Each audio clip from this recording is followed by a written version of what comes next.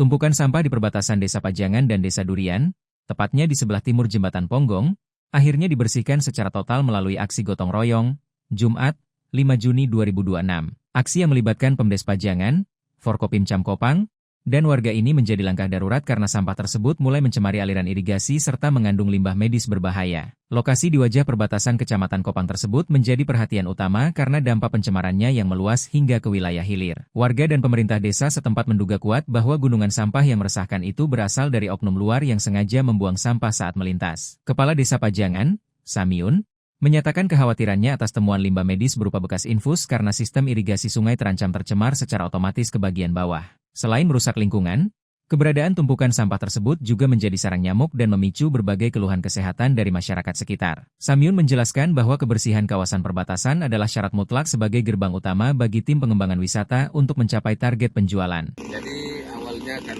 ada masukan dari beberapa masyarakat kita, termasuk pemuda dan tokoh-tokoh masyarakat yang ada di sekitaran.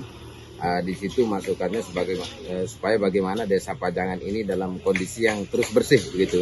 Lebih-lebih dengan kita sedang mencanangkan program untuk Desa Pajangan ini adalah desa wisata.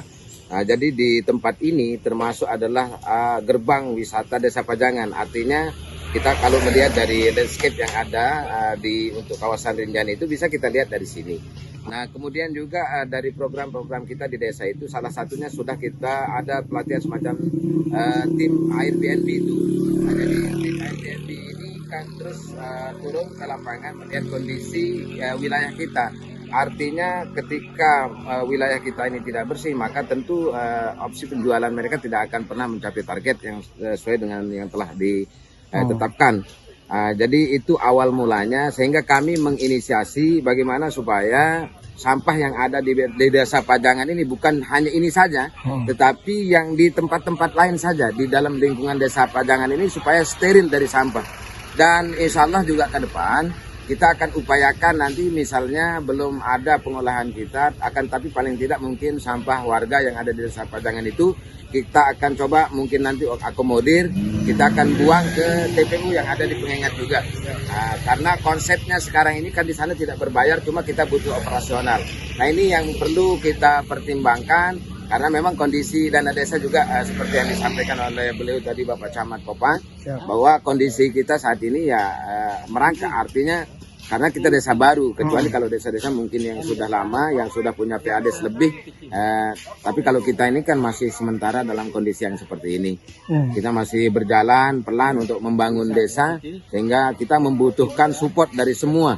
Baik itu dari masyarakat, dan saya berterima kasih kepada Bapak Camat Kopang beserta Forkopimcam yang ada di Kecamatan Kopang, baik itu dari Kapolsek, Koramil, kemudian didukung sama lembaga-lembaga swadaya yang ada di desa, dan juga ada perangkat desa baik luar dalam dan BKD.